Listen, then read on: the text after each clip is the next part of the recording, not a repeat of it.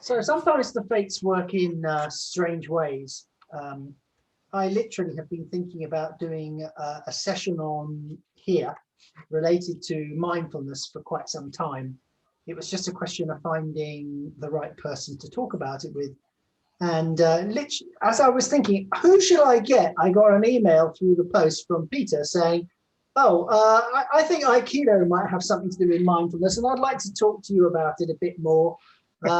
So, yeah, have you got some time? And it very quickly became apparent that the thought process on both sides, no matter what the discipline was very, very parallel. So I said, well, okay, this is a quid pro quo. I'd love you to come on our sessions and talk to us about mindfulness, which I'm delighted to say Peter was very happy to do. So Peter, my first question is, would you want to just set the scene? Just tell people about your background. You've never done Aikido. You've had a whole life without doing Aikido. Tell us what it's been about. But I've known of it and been a fan, and I'm seeing the parallels with mindfulness for quite some time. But my own background, I've worked as an occupational therapist within mental health, I guess for the last 20 years. Started off in London at the Maudsley, then moved back to Ireland and working in sort of hospitals there. Now I'm independent. But I would say probably about 2006, 2007, I probably hit a period where, I was getting a bit stressed and burned out. I had all this knowledge, but I was kind of like, it was all in my head. And I didn't have a particularly embodied way of being with what was happening in my life. And I guess I reached the point I was beginning to burn out, met some conflict at work, and I was really struggling to kind of manage everything and develop insomnia. Most people get into mindfulness out of, they're struggling on some level.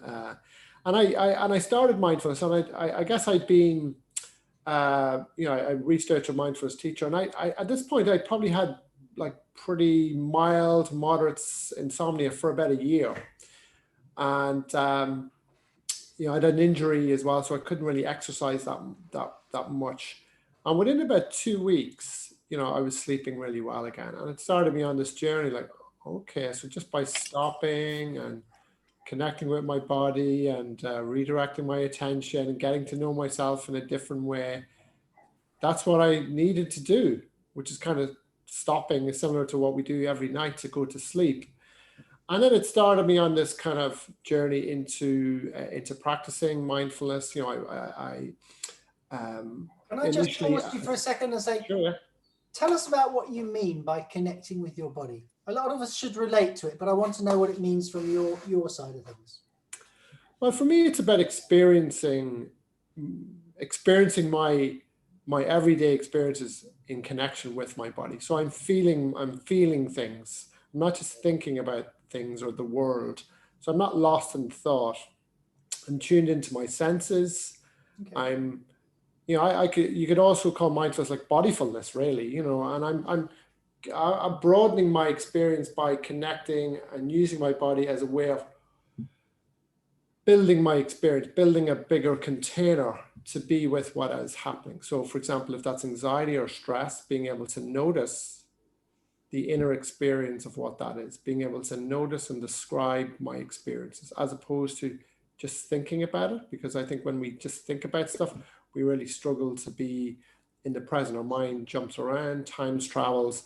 So anchoring, grounding in my body. When you notice, it gives you the ability to have choice about whether you stay that way or maybe you can do things to change. Yeah, absolutely. Yeah, absolutely. And I guess in mindfulness, we often look at meditation as a way of kind of training that, cultivating that sense of awareness. Okay. So if you think about mindfulness as being as the quality of awareness that is developed through training our attention in a particular way. Okay. But there are many ways to train that. Sure. Again, I'm going to pause you and just say, meditation, what does that mean to you? What does the practice of meditation do for you, and how does it link to mindfulness? So for me, I see the parallels between like fitness or going to the gym and developing fitness. So fitness is like mindfulness, meditation is like going to the gym. And we're training particular mental muscles. So I try to break it down and try to simplify it for people, and okay, that maybe doesn't capture the whole experience, but it gives them enough to kind of start with, in the sense that, we need something to anchor, we need something to bring our attention to. So that can be the breath, the felt experience of the breath, not just thinking about the breath. So it could be where we feel it in the body, the tummy, the chest, the sound of the breath, and our mind wanders, and that's what it's supposed to do. And we notice the mind wandering, and then in that moment, we become more aware, and we redirect our attention back to our breath. And when we do that, it's like doing press-ups for our mind. We're building up that capacity to interrupt the habitual dialogue and free association that happens within the mind. So is that a daily practice for you? For me, yeah. I would practice for about 20 minutes in the morning. It's probably the first thing I do. And I think when we wake up in the morning, like, our minds they're more open. We're in a more suggestible state. So I'm quite conscious about what I put into my mind in that moment, Right. in that first hour. So social media is a no-no in that. The news is a no-no. It's just, I have a morning routine that starts with meditation. Okay. And I kind of how do you look after your body? So that's a really wonderful explanation of how you kind of exercise your mind. What do you do for your body? Yeah, so I would look at that's like resistance training for my mind, and I do resistance training for my body. So I lift weights, I do body weight exercises, I run, I swim. I also, being an OT, I have lots of other little gimmicks like balance boards and things that bring me into contact with my body. As a way of grounding. So I do a lot of balance things as well, like slack lines and things as well. That's another way of balancing training, but being embodied in whilst doing an activity. So you're hitting a lot of key words. You've said embodied, you've said balance, you've said centering, all of which just might have something to do with Aikido. Anyway, we'll come back to those. Continue, if I can. I interrupted you, kind of journey of where you were at. Do you want to go back to that and take us through to where you are today? Yeah. So I suppose I'd realized that we need to do other things. We need to do inner work to be able to live, to reach our potential, to manage a busy, stressful life, and to reach our potential. We have to get to know ourselves, and we have to get to know ourselves in a way where we're a bit more kind to ourselves. And I was probably quite driven and determined, and quite pushy by nature, but I never felt the joy of what I was doing. I never felt the fruits of my labor. There was always, I get to the top of the mountain, I'm like, there's another mountain over there. I was never satisfied, and that's a recipe for burnout, because you don't feel the joy or the reward in what you're doing. It's just driven. And I connected to that part of myself where I was able to feel that more. That took some time, of course, because initially it's all about just being able to relax and being able to sleep and being able to feel, manage stress a bit better. And then it's a bit more getting to know myself more and getting to know my mind and understanding maybe the depths of what is possible within a practice, that we can, on one level, begin to transcend, begin to change, begin to de-armor and open up part of ourselves, being able to feel things. I'd worked in mental health for quite some time, being and working in some chaotic environments. So I was probably desensitized.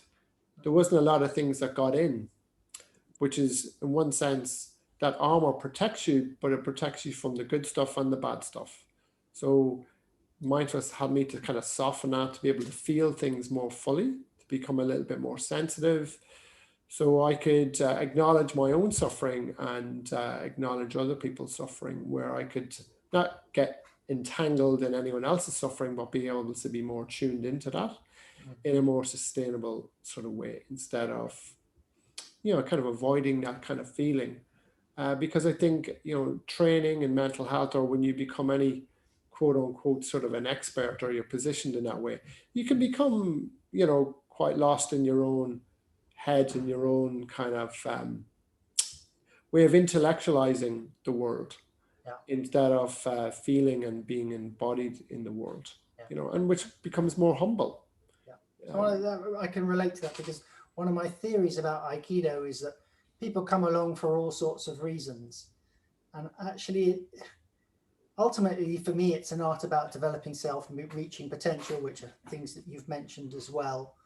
And people trudge along and they go quite happily. And then they reach a point where kind of they have to come face to face with themselves if they're going to improve. Yeah. And some people walk away at that point, and then some people see the value in actually facing their fears and making those changes, because that's the only way to improve. And kind of what you're saying is exactly the same thing. You came to a point where you had to look at yourself to stay sane, stay happy, to progress, whatever you want to say. Yeah. Yeah, because it's, I mean, like the mental health system, it doesn't train you to do that. It doesn't promote that idea in, like, might refer to it, but it doesn't, you do it as a development goal, but not as a human growth goal in terms of, so it's kind of different. So yeah, I mean, I went on that journey, and it's changed and it's become different things, but it's enabled me to, I suppose, have a deeper well that I can rely on, and use maybe other skills. So whatever else is going on, I just know my practice can sustain me. Yeah. But more importantly, not only has it sustained you, but it's now an important tool that you use to sustain others. Yeah. So you were working as an OT. Mindfulness obviously became a very important part of your life and your practice. I know that you were working, I think, within the equivalent of the NHS. Yeah. But at some point you decided that you would go your own way. So why did you do that? What was the benefits? Yeah. So, well, I guess I'd be, for just to put in a little bit of context as well. I'd at that point I trained. I'd become a mindfulness trainer, set up a program within the hospital, and sort of ran that for probably about 5 years. I was the lead therapist on the wellness program. So I would just go out and get trained in various things and just build and build and build. I was like the innovator, and they just let me do that. But I reached a point where I was kind of, why are we doing this when people become unwell? Why don't we do this to keep people well? Like, do this, like, because it's quite expensive. Like, it costs money. You have to have private health insurance. It takes a while to get in there. But just generally speaking, like, all the money, all the time, it's all on treatment. And we can't treat a way out of a mental health difficulty, because it's too slow. And one-on-one work there's only so many therapists. So a lot of these things can be taught at scale, taught in groups, and could be taught at a much earlier stage. So we can teach people these kind of skills. Obviously it's adapted for ages, but from, like from about 4. Right. So, I mean, let me just explore what the benefits of introducing these mindfulness programs into the mental health hospital that you were working in. What impact did that have on the patients? You said it was slow and hard going, but you must have seen some benefit from doing it. Otherwise, you wouldn't have bothered to persist with it. Oh yeah, I mean, I didn't mean that. I mean, getting treatment is slow, like waiting lists. Oh, okay. But actually getting, like, coming in and like connecting to your body and exercising and doing meditation, like, people were getting results straight away. Oh, So right. that was rapid. That was immediate. People were coming in saying, I can't meditate, I can't do it, I can't sit with myself. And then we were showing them ways, oh yeah, I could do this. This is possible. And that was quite liberating for people. So yeah, that provided immediate results and immediate feedback. So that was a powerful treatment. It made a real difference. Yeah, absolutely. It was incredible. My issue with it was that we should be teaching these skills as a way of staying well, of Sure. prevention. Yeah, absolutely. And It's right on with that. Have you got a particular tale of a patient that springs to mind of how you flicked the switch for them and it really was the difference? Is there any particular tales like that you could share? yeah, well, there are a lot of tales where. So I ran mindfulness, and I ran another group which was uh, a kind of a mindful form of drawing. So I combined it with mindfulness. So they would come to all my classes and stuff, and they were drawing, and they were meditating and drawing. So the activity is called Zentangle. And this lady was super anxious. I had been off work for many years. Had been in and out of hospital for quite a while. Um, had kind of actively, tried to end her life a few times, to commit suicide a few times, and had no sense of future and or hope for a better future. And she started the mindfulness sort of journey and practicing, but she also really connected with the drawing aspect. So I think if you look at a lot of the Zen traditions, you'll see drawing and calligraphy and other activities to support practice.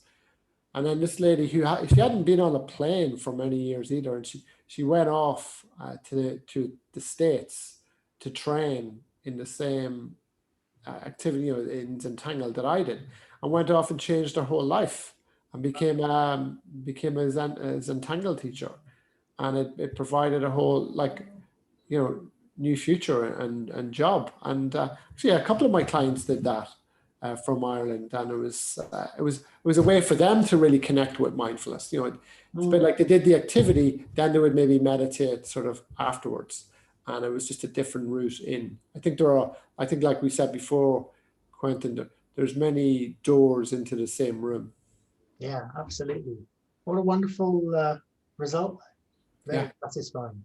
Okay. Yeah, and particularly like I remember she wrote to me and she was telling me that, wow, she couldn't believe that she was in America. She said, like, I didn't think I'd ever be on a plane ever again. And not only am I doing that, but I'm staying in a fancy hotel, and I'm going to meet all these people from all around the world, and just amazing, really. Yeah. Wonderful, really wonderful. Okay, so you launched your own practices on prevention rather than cure. Tell us about the journey within that so far.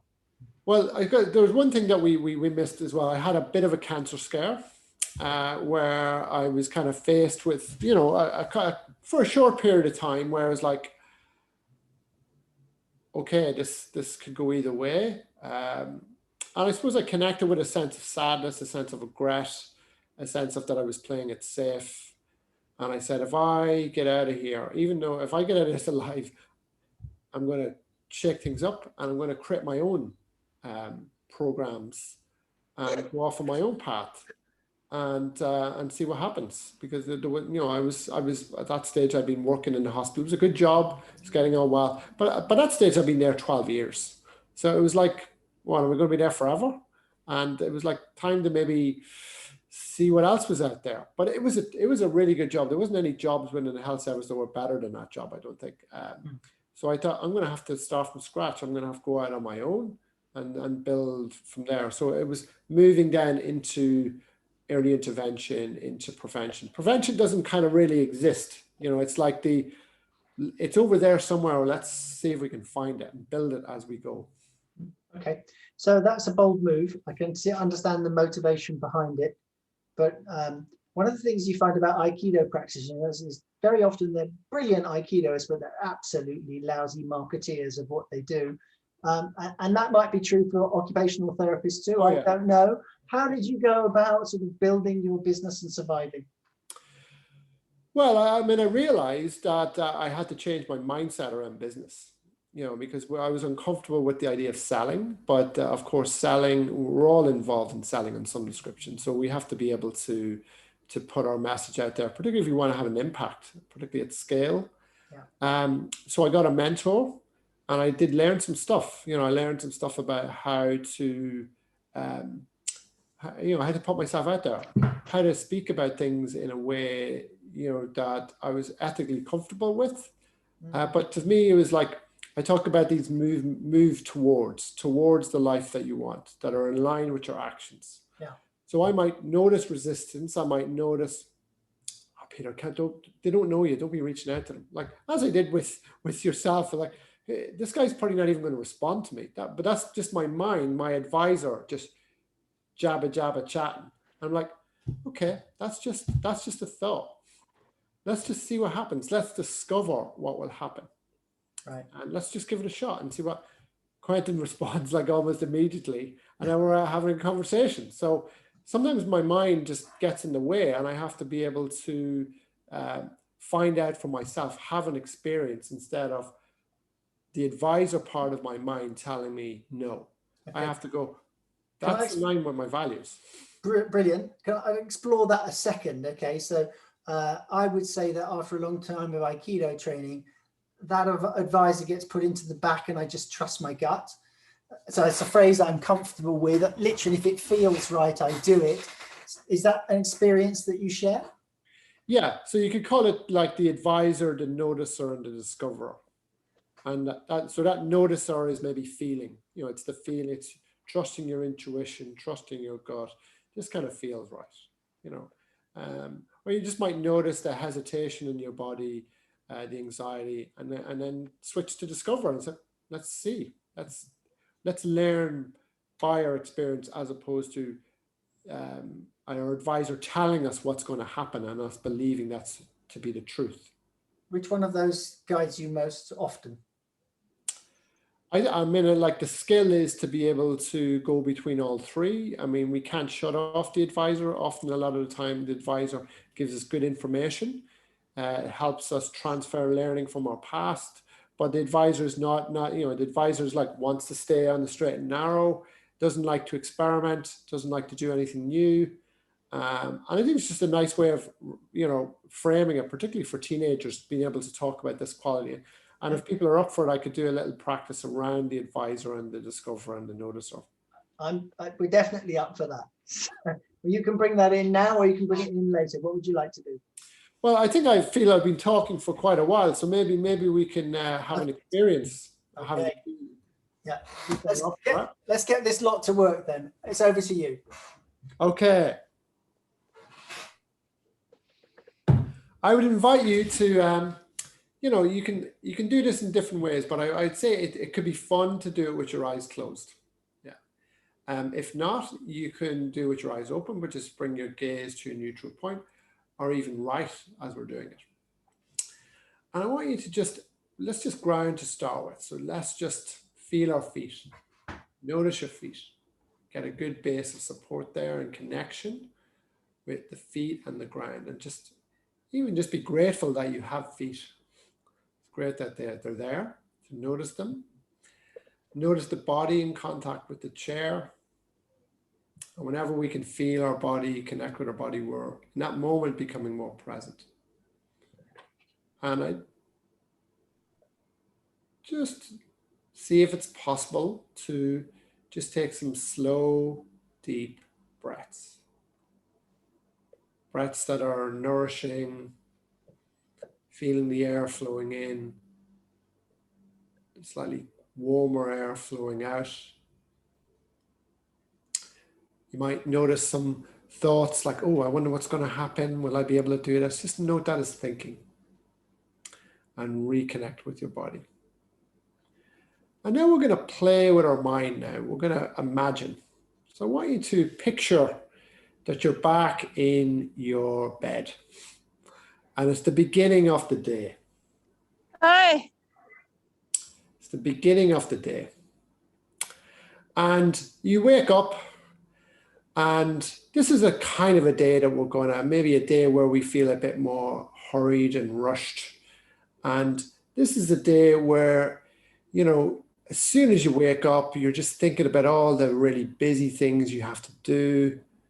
You're thinking about work, you're thinking about the kids, or you're thinking about what you're going to have for food, or how you're going to beat the traffic, or if it's going to be another day of working from home or whatever, but you're just involved in thinking. And then you get up and you rush around and you're wolfing some food down for breakfast, and you're just on that treadmill of activity. Just think about how that feels. Just to notice how that feels right now, just thinking about it. That's very much our advisor running the show, maybe commenting, maybe judging on what's happening.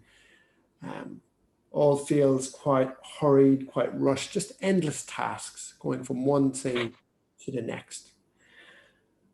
And then you build in some breaks, or maybe have some dinner or some, and you end up back at home exhausted, back at bed, and then thinking, how am I going to do that all over again? And sometimes we have days like this. Just acknowledge that as an experience that can happen. And now I want you to kind of put that day to one side, and we're going to start a new day. We're going to start a day where we wake up. Not playing with me, huh? Mute, maybe we just I know. Hang on just a second. I'll be back. So just notice whatever you noticed in that experience. Maybe staying in connection, keeping your eyes closed. And now we're going to have a very different day. We're going to wake up, and maybe we notice the busyness of the mind kicking in straight away, just after the alarm goes off. And we take a pause. We feel our feet. We slow our breath down. We go in and we have a shower, and we feel the shit. We feel the water on our skin. We notice that feeling. We smell the shower gel. We feel the water. We might even be grateful for a moment that, wow, I actually have a shower. It's pretty cool. There's a lot of people involved in making that happen. So just being grateful sometimes for things that we take for granted. And then as we walk to the kitchen, perhaps in a few of those steps, we reconnect, we feel our feet. We notice our feet again. Noticing what that feels like. And then instead of putting on the news, looking at social media, we just eat our breakfast. And we taste our food. We appreciate the flavors, and we notice the smells, the taste. And then we're on our commute. We go into our favorite coffee shop, and we switch into discover mode. We notice a new member of the barista team, and we have a little chat. We find out something about them, where they're from, what their favorite coffee is, what the new recommendation is. And we feel nourished by this exchange. And we look forward to seeing that person again. And during the day, there's busy moments, of course. We feel hurried, we feel under pressure. And then we pause. We have little breaks. We have breaks of maybe 20 seconds sometimes, a minute. Or maybe we go out for a walk during lunchtime. We interrupt the automatic sequence of activities. We feel the sun on our skin. We listen to the sound of the birds. We engage with our 5 senses. And we experience the world. And we feel nourished and affected by the world. We have a conversation with a colleague where we notice the color of their eyes and we discover something new about them. We share something about our hopes, dreams, fears, and in that moment we feel connected. They're not just a colleague. There's somebody that we connect with, that shared humanity that we all sort of share. And then we go home. And we go home, we've still had the same busy kind of day. But all we've really done is switched mode. When we're in hurry mode and we're really in the advisor mode, that is the advisor in operation. Whenever we haven't stopped, whenever we haven't engaged in our five senses, whenever we're following scripts and plans and in our heads and thinking, we're in advisor. It's not a very nourishing place. It's effective, it makes things efficient, but we don't discover anything new. The noticer is about connecting with our inner experience, noticing our sensations, noticing our senses in the outer world. And the discover is doing things differently. It's about having new experiences, not following scripts, experimenting, asking different questions, disrupting our routine or making changes to our routine. And these are all things that that shape and affect our experience, which affects our well-being, affects how we feel and how we go to bed, and maybe even how we sleep that day. So just noticing how that might feel, those kind of days. And I'd invite you to just reconnect with your breath, opening your eyes, having a stretch. Okay, so maybe that was maybe a slightly different kind of practice, but I'd be really curious to share what you noticed. So the kind of things that we might notice are how we feel on the inside and where our minds go to. Yeah. So your minds could have gone to any number of places. So people, if you can open your mics up and give Peter some feedback. Stick your hand up if you would like to go. Linda. First thing I noticed right from the beginning on the mindful day is that I was sort of looking forward to the adventure of the day, not dreading it. You know, what's this day going to bring? Yeah. And that's else? Discover mode. Being open. Thanks, Linda.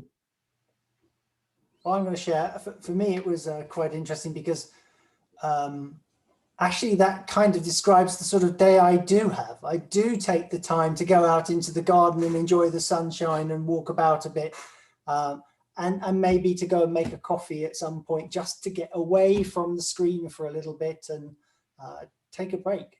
So that made me smile. And I've always found that a very efficient way of using my energies, making sure I do take a break rather than just work through. And I wonder if you found that using these sort of practices actually made you more efficient too. Yeah. I mean, it's like recovery. It's sharpening our attention. It's nourishing ourselves, fueling ourselves from the inside out. So yeah, definitely. Judith. All right. Hello. I was quite inspired by listening to it, and it reminded me of I'm quite physically ill sometimes, and I can only go for a walk maybe for 5 minutes or so. When I go for a walk, I try and notice the beauty in things like the flowers in people's gardens and the trees, and make the most of it. Yeah, wonderful. So, just a little bit of kind of neuroscience-y kind of stuff. When we notice things, when we're using our attention, if you like, in this way, or we're just using our noticer, it's like we're activating within the brain, we're activating certain experiences or certain activity within the brain, and that then gets installed, in terms of, it's a bit like a hoover that gets sucked up and then gets activated within the brain. That's the sort of the neural activity, and it becomes more nourishing because part of the brain is just always focused on survival, and negative experiences. So it's less focused on the positive. They're more like Teflon, and we want to make those positive experiences a bit more like Velcro. They're more sticky, so then we can be more impacted by them. They're great for our well-being, instead of, for example, like we've all probably had meals that we've just rushed through. We've never really noticed them. So they're quite neutral as experiences. So we want to make neutral things more nourishing. And we do that by switching from advisor to noticer or discoverer. I want to share Finn's comments. He's put, like cutting down the rainforest, trying to make it productive, then realizing that it ruins everything.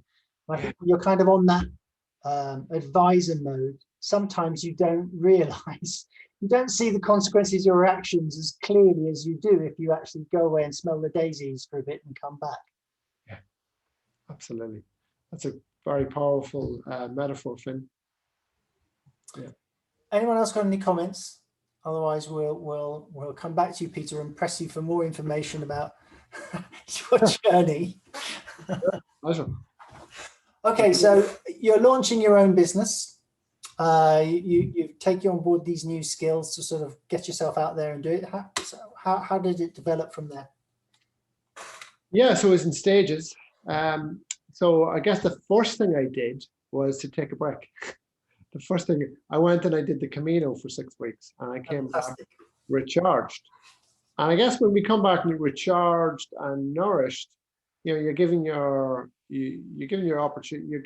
an opportunity to process, to come up with ideas.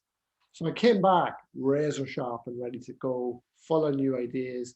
Like the Camino was just one big, metaphor for life, and full of inspiring people you meet along the way, and you just get loads of ideas. So a huge mindfulness trip in its own way, right? Totally. Yeah. So I guess, I was just in a really positive kind of frame of mind. So I kind of reached out to people and I got immediate feedback. I did have skills. There were things that I knew I could, get clients. I kind of wanted, at that point, I wanted to see if I could create a business without being on social media.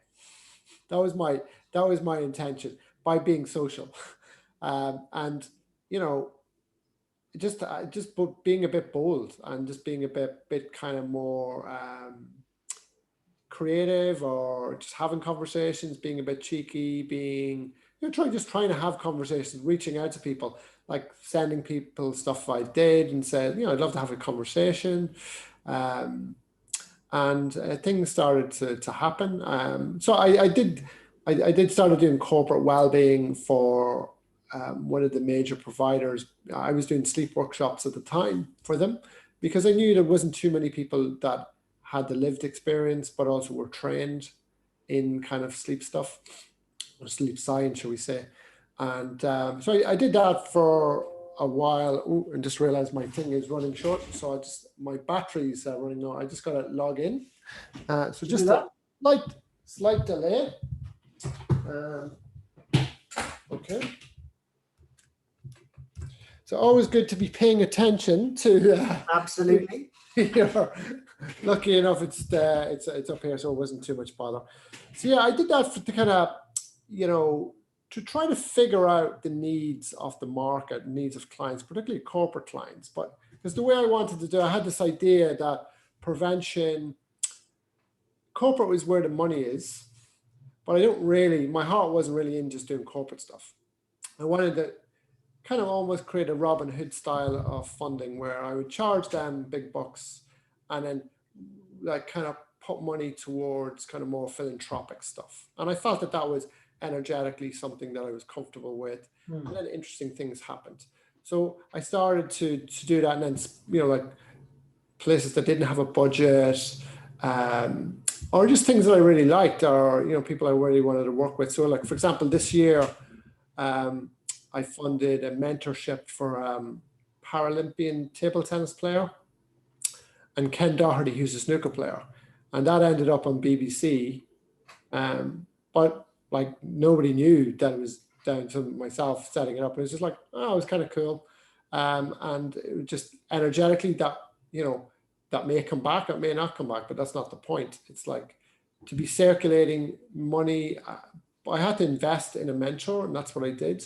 And that's what I learned from them, that sometimes we have to be more brave and more bold and invest in things and reaching out to people.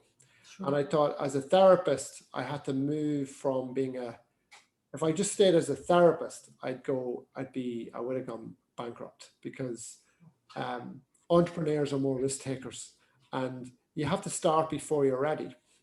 So now I start, like, instead of going into the lab, if you like, and so I create a lot of online programs now.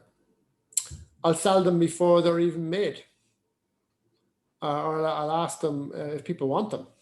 And then if people give me feedback like that's not what they want, then I don't make them.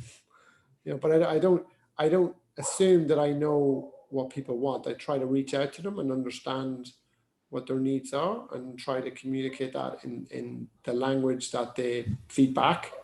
Because the thing is, as therapists, we can get into the habit of we know best, and the language we use can be a little bit heavy, and it's not emotionally connecting enough to what they want. Right. Yeah. Okay, so can I get down into the nuts and bolts of some of the language that you've used? So let's talk about being centered. What does that mean to you, and why is it important?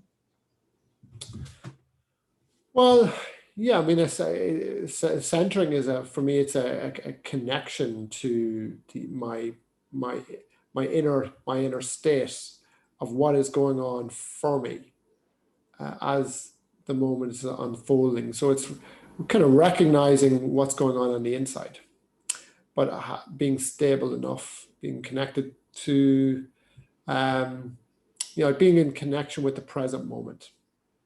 Right. And Okay. myself. Okay, let's talk about balance then, because you talk about balance and you actually use a balance beam as an exercise to play with people. What does being balanced mean to you? So I look at balance from a variety of angles. So we have a sensory system, for example. We know the 5 general ones: smell, sound, touch, but we have one called the vestibular system, which is a way, it's related to movements that affect our inner balance, right? So what we've forgotten is that the vestibular system and the proprioceptive system, which is our movements that affect our muscles and limbs, deep pressure, for example, are the powerhouse towards regulation. So we think that we can regulate just by thinking or just by breathing, but we can regulate through movement. So balance activities are like a lot of yoga, and I'm sure a lot of Aikido movements are just by their very nature very vestibular, right, and very grounding. Okay, but you're dealing with mental health patients. I suspect it might have an implication beyond just the awareness of the physical body. Yeah. For everybody. Yeah. I mean, it's a way of coming into ourselves. I think it's a bit like what we call top down and bottom up. So top down is where the mind is running the show. The mind is running the brain, and bottom up is like the brain and the body running the mind. And there's times when the older part of the brain, just the survival thing kicks in, and all that knowledge and all that intellectual stuff goes out the window, and you're just pure raw emotion. And can you handle that? Do you know what to do in that sort of situation? And we need ways of being able to self-regulate, because we know that there can be moments where our emotions take over. They hijack whether that's fear or whether that's aggression. We have to have a capacity to be with that. So I think, as you rightly said to me before, we don't kind of overreact or overdo what we're take least action or being more skillful. So it's kind of figuring out that the balance aspect is using activity to balance, but then there's lifestyle balance. As an OT, I kind of look at, you know, and balance as a. I think that's what I was driving at. It's kind of a metaphor, isn't it? It's Yeah. you know, what you're doing physically is a metaphor for what you're trying to get people to do when they're making everyday judgments about people, about situations, about anything really. Yeah. A project that I was involved in Galway, which is in the west of Ireland, was around a river and wire walking. So high wire walking, for example, so it was very balanced, but it was over a river that there was a lot of suicides in. And so there was a lot of trauma associated with the river, a lot of bad feeling about the river. And this project, which was, you know, pan-European, because it happened in other cities as well, they were using funambalism or high wire walking as a way of changing the relationship with the river. So they were teaching all these people wire walking myself. So I was the mindfulness trainer on the project, and bringing in the mindfulness elements to it. And, you know, they reached out and, you know, do you think it's mindfulness? Yeah, absolutely. It's a very, I mentioned the stuff about the vestibular system, but obviously with that, you're having to be very in your body, to be very in your feet.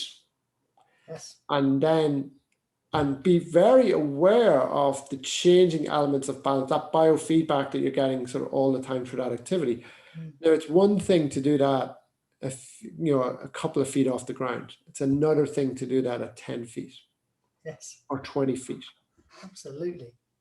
And what an amazing skill and metaphor for, you know, because all you have to do is walk in a straight line. It's the same thing, but, you know, your ability to focus under pressure when there's more at stake, you know, for some people is that the deepest focus that they were able to ever get, just that the mind and body, brain all working together to self-regulate and focus. Well, there's another parallel with Aikido, because the training really is about, right from day one, putting a person under pressure with what they can cope with. So, you know, 1 inch above the ground is quite enough for some people to feel under pressure. But over time, you keep lifting the height so that they learn to deal with greater and greater pressure. You talked about connection. What does that mean to you?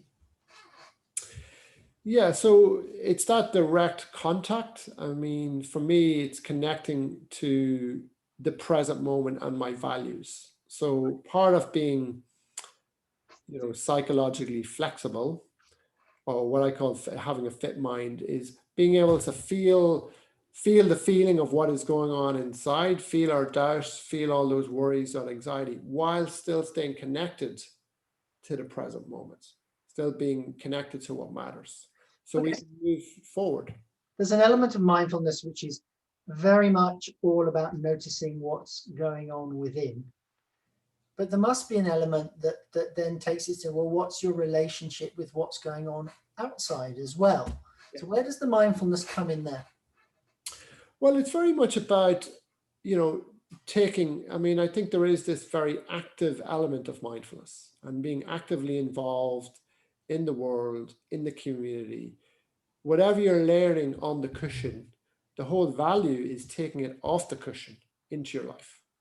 And if you're just working on yourself, if you like, that's not enough. That's not what it's about. It's about it's about being involved in the world and moving towards what matters. So I would look at it from, mindfulness and acceptance commitment therapy. They both have a really, mindfulness is at the heart of that. Okay, but it gets let's introduce some key words: acceptance commitment therapy, which I know is a really important part of your work. Would you like to explain to us what that is all about? Yeah, so that's around the key processes of psychological flexibility, where we have that sort of these key kind of inner skills, which is mindfulness, one called diffusion, self as context or flexible perspective taking, and then we have connection with values and committed action, which is about a willingness to experience discomfort whilst moving towards the life that we want. Right. That we can't, there's no kind of there's no way that we can truly avoid pain and suffering and difficulty or doubt or criticism while we're moving generally towards the stuff that we want to do. We're going to meet resistance, and we're going to meet blocks, and it's that willingness to go forward and move towards the life that we want. So we call that towards and away moves, because I think as human beings, we're always seeking comfort. We find it difficult to sit with ourselves, sit with unpleasant feelings, sit with anxiety. And let's face it, there's lots of ways that we can avoid that. We can numb that. And so mindfulness is a way of connecting to that, where we don't over-identify with it. We don't under-identify with it. We hold this middle ground. Well, yeah, it's there, but this is important, and this is what matters, and this is what is available in this moment, and helping us to move forward towards that. And that requires a skill. Again, huge parallel with Aikido, because the whole thing is that, you never master it in a day. You fall over a lot of times and take a lot of rest techniques, and it doesn't always work out the way you want to, but you have to keep your eye on the prize, so to speak, in order to make the progress. And it's not always a comfortable journey. Sometimes it's a very uncomfortable journey, especially when I was talking about facing yourself and making changes in your life that, it's hard to do. It's just hard to do. It is hard to do, yeah. So is there anything else that you feel that you would like to mention to us? I just think there's so many different ways in. So, just getting used to stopping. You can build up our ability to practice even with concentration-based practices, which involve one I use a lot is breathing in for 7, breathing out for 11. There's practices where we are, connecting, through movement, through stillness, or just activity. I think, it exists on this continuum, but if we think about what's possible over this journey, as John Kabat-Zinn, one of the kind of creator of the mindfulness-based stress reduction course, it's about, transcending our humanity. It's about really unlocking our potential and cultivating awareness, which is perhaps the greatest thing that we can do for our well-being, but also the greatest performance enhancer in anything. And we can look at it even in elite sport. If we look at tennis, for example, at the moment, it's struggling with where it sits in this space in terms of, mental health, and how we talk about difficulty and support our athletes who are, under a lot of pressure. Yeah. And, in a compassionate sort of way, and having the awareness that maybe things are a little bit different nowadays, and maybe the demands are a bit different. It's not, what worked before is not going to work now, having that sort of, that awareness, that sensitivity, that sort of compassion. So I think it has the ability to enhance lots of areas, lots of systems within our world. Sure. One last question. Who did you choose to mentor you? So my business mentor or my mindfulness mentor? I guess you've got 2 mentors then. So yeah, so I have an original meditation teacher. Her name's Mary O'Callaghan. And my mentor is, I don't know if people know Bob Proctor or heard of Bob Proctor. Yeah, so it's his number 1 coach. Her name is Kim Calvert. She's from Northern Ireland. So Bob Proctor would be, probably developed one of the probably best personal development programs called Thinking into Results. Being around, he's 86. He's been around a long time and still going strong, and has a lot of important things to say, maybe about our spiritual development and the mind as well. I like a lot of what he's about, and I would certainly be happy to be associated and say that and I actually got an opportunity to meet him online and ask him a question, which was quite exciting. So yeah, he's a really amazing spiritual teacher. Again, interesting. It's a spiritual connection there, because Aikido is often described as a spiritual path, but I won't take you down that particular tunnel now. I know you're writing a book. What was the motivation for writing the book? Yes, I'm writing a book called Fit Minds, a Playbook for Life. And yeah, I guess for me, it's trying to create a creative, fun resource for people to practice these things. And writing a playbook instead of more of a textbook, like more of a serious book. I wanted to make it fun and creative. So it was a challenge, but also a way of testing out. So although I'm writing a book, I'm also running workshops, testing out the content of the book. And then if people say, wow, I really love that exercise, we keep it. And if they don't, like, okay, that's not going in the book. When we talk about playbook, we're not talking about games necessarily. We're talking about playbook like in tactics for a match or something like that. Yeah. Perfect. Absolutely. Okay, this is where, unless you've got anything you want to add, we open it up to everybody else and give them a chance to comment and or ask questions. Sure, yeah. Yeah. So guys and girls, please open up your mics. And what have you gathered so far? Now, you're not going to make me pick on one of you, are you? You know I will. I'll start with a very simple comment. This may not be terribly important. Much of his talk reminded me of an American song. I'd rather have a bottle in front of me than a frontal lobotomy. Okay, yeah, fair enough. Look it up on, not Netflix, on YouTube. It's a great song. It's written by a neurologist, actually. I'll have to look it out. Thanks for the heads up on it. Sure. Paul, I mean, your embodiment is a huge part of what you do. How much did you relate to in this? Well, I don't define things by words, and I don't think of it as a mind thing. It's just a different type of vocabulary. I try to teach by doing exercises. When you do this, what do you feel and how does it achieve a result? So I might have somebody stand on a chair and drop pebbles into a cup. And then I say, think about your favorite something. Think about something you don't like. And they discern the difference by doing actions. So it's very difficult for me to sit and think about talking, even when it's verbally guided exercises. It's very different.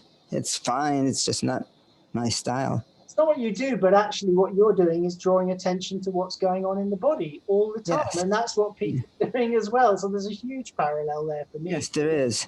Yeah. I call it bodyfulness. I thought it was interesting that you called it mindfulness or bodyfulness, but it's just a different vocabulary, a different way in. So we're doing much the same thing, I think. I think so too. But I tell worse jokes than you do, sir. I can testify to that, yeah. Anyone else? Who else would like to offer a comment or thought? Jamie, you're never short of a word. You need to unmute though, of course.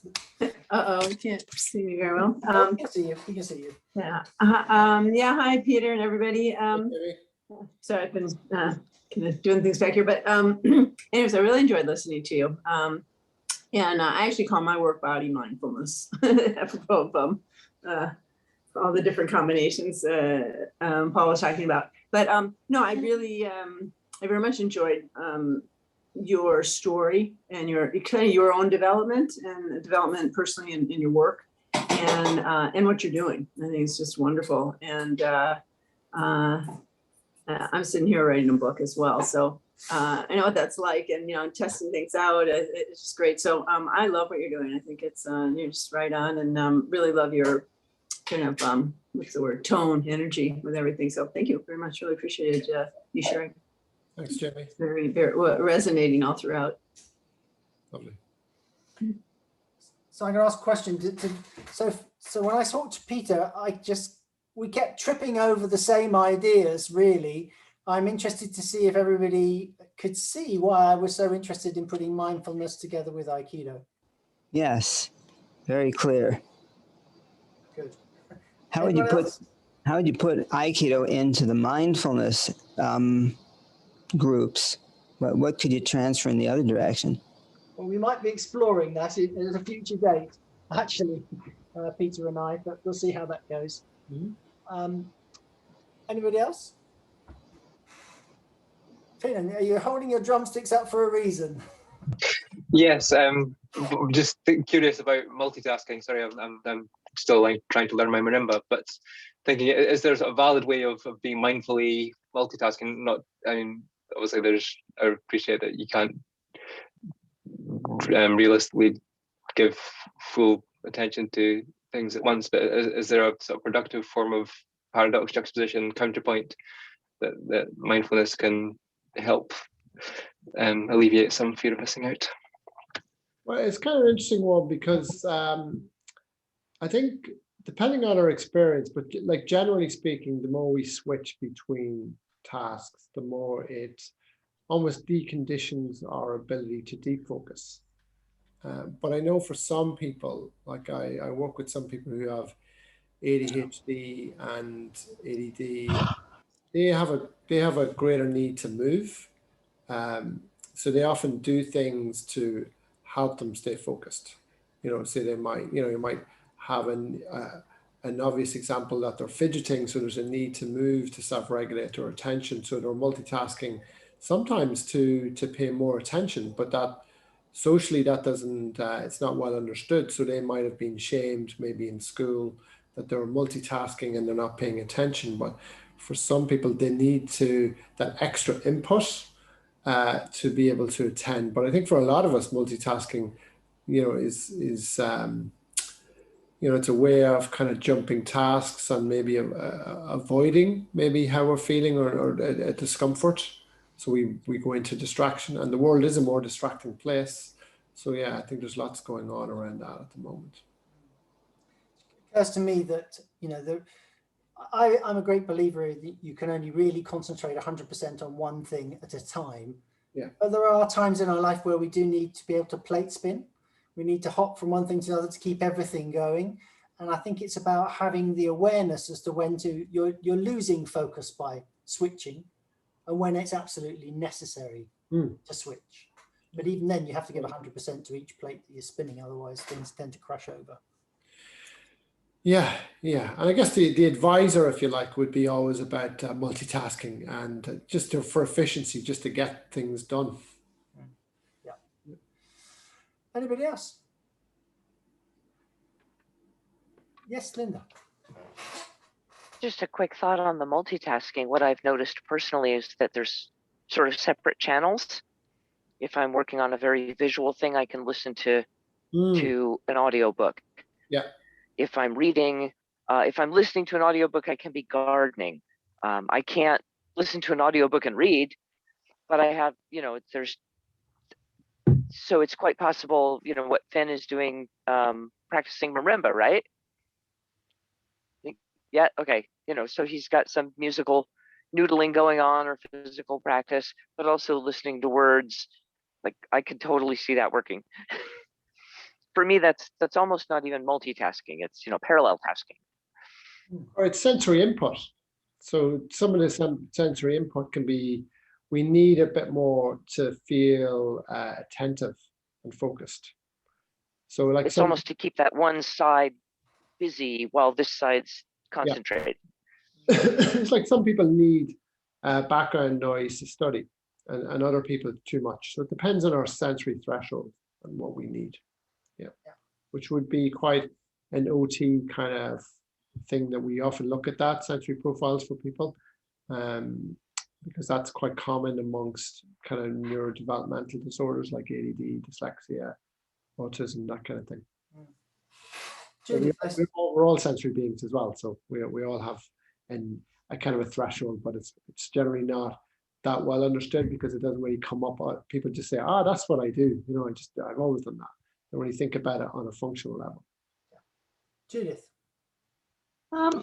What resonated with me over lockdown, I was volunteering helping some kids learn, and one lad has ADHD, And he, on a good day, he can make concentrate for 20 minutes. On a bad day, he can concentrate for 3 or 4 minutes at a time. And the way I tell when to let him go and have a little break was by watching his body. The moment he started fidgeting, and now it's no good trying to help him learn now. Go and have a little break, and then we'll come back and try again.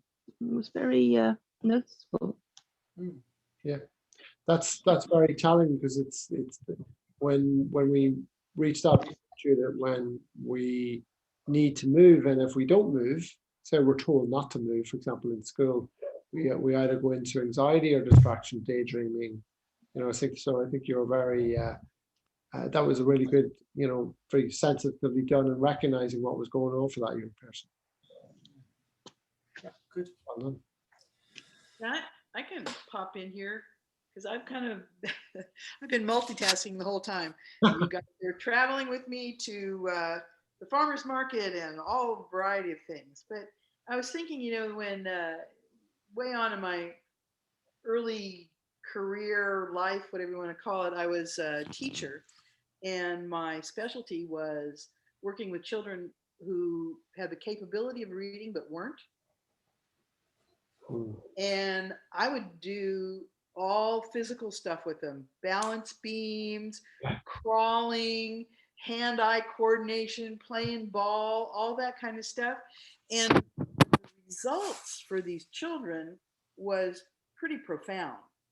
And it led to other people who were looking at the idea, well, how do you bring forth the energy of in this case, a child to read, who's had such negative experiences. And this kind of embodiment way spread through the teacher education group that I was with, because that's where the gold was the movement. Yeah. Where did you get the inspiration for that, Molly? Gosh, you know, I don't know. I think I've been inspired since I was a newborn. As my mom said, you know, I was athletic in utero. I think I've always been a mover, you know, and my expression is first through the body. That's how it's always been. So I started really early with identifying with movement, and it's just kind of like part of me. So things like dance and yoga and Feldenkrais and Tai Chi and Aikido and tennis and all that kind of stuff, all that just came, I wasn't thinking about it. It rolled out through my body. Wow. Yeah. Very cool. I've had a fair amount of experience working with ADHD and ADD kids.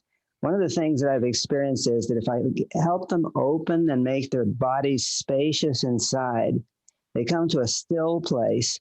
I remember one young woman, she was 16. By the end of, I don't know, within 3 or 4 lessons, I was, at that point, she was opening her body. She knew what it did. I told her to read a paragraph out loud. And as she did, I yelled at her and threw balled up tissues at her and tried to distract her. And she read the paragraph and said, oh my God, I remember the paragraph. She found the stillness allowed her to focus. And it was a physical stillness. Wonderful.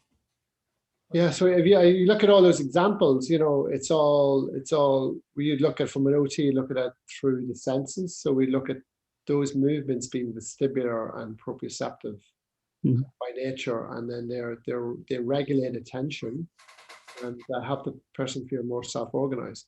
Or other people will just say it's movement, but essentially it's the same thing. We're just using different language. Do they help the person regulate attention, or do they use attention, or do they regulate their attention to do the movements? Which direction does it go in? Probably both, I guess. Yeah. So you can look at it top down, bottom up. Yeah. And I think you'd quite enjoy reading Paul's playbook, Peter. Yeah, I think it'd be very playful. I'll send you some stuff. I have some printed stuff about that.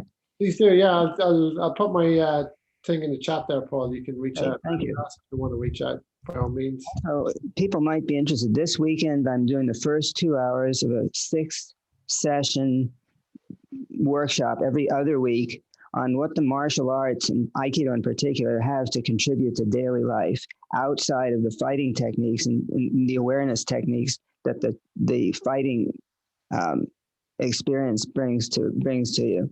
So if you're interested, there's information on my website. Right.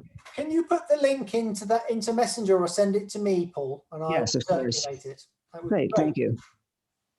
Okay. Anybody else want to add something tonight? If not, I'm going to invite you, Peter. Is there a last exercise you'd like to maybe play with us? Yeah. I think let's just do a particular. Let's just do a grounding practice, or just a We're going to do something playful or something a bit more concrete. Where are people at the moment? What would you like to do? You choose. Okay. I think we'll just do something really simple. So I'm just going to close our eyes, or keep your eyes open and bring it to a neutral gaze. And just to rock very gently from side to side. Very slowly. Just notice that movement. So that would be very vestibular. But essentially it's just movement, really. And then slowly but intentionally see if we can come to stillness.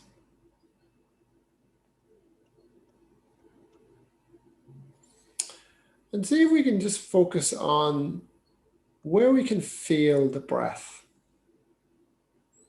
Maybe we can feel the breath in our tummy and noticing that rise and fall with each in-breath and out-breath. Or the chest, or even the sound of the breath.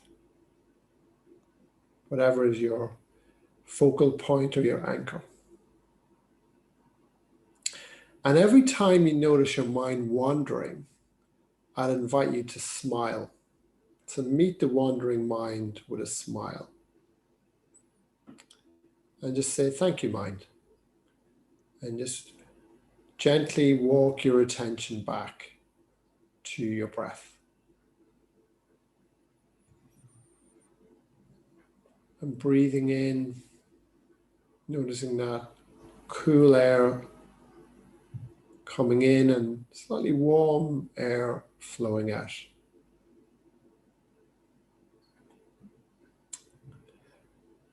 And as best you can you bring a sense of curiosity to your breath? Each breath just slightly different from the one before or the one after.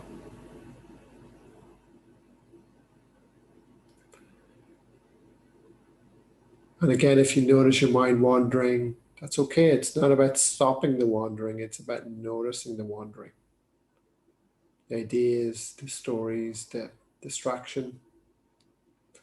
Thanking your mind and redirecting your attention to your breath.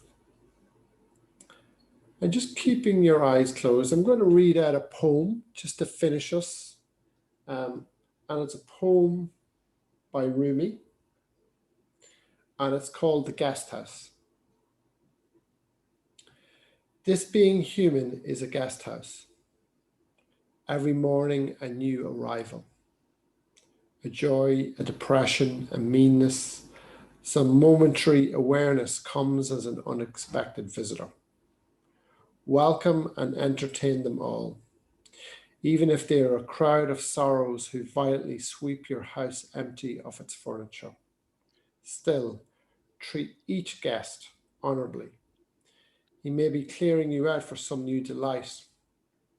The dark thought, the shame, the malice, meet them at the door laughing and invite them in. Be grateful for whatever comes because each has been sent as a guide from beyond. And acknowledging your efforts of being here tonight in this lovely community. but also the effort that you have intentionally taken to be here. And opening your eyes, stretching.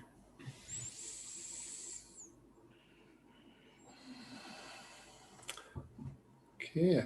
Well, I'd like to say it's a real pleasure and delight and honor to be here with you all this evening. Thank you for welcoming me into your community. Well, I think on behalf of us all, I think it was a mutually enjoyable and a real lovely sharing. Very much like mind, I think. So we're very grateful for your time, and I look forward to talking to you again. Definitely, very, very much so. Okay, I'll leave you to it. All right. So Donna has her hand up. Can I say something quickly? Yes, of course. Thank you for the breath with a smile. It was very, very perfect Yeah, lovely. in my day. Thank you very much. Brilliant. Thank you. Bye-bye. Bye-bye. Take care now. All right, folks. I will love and leave you for now. Thank you. Okay.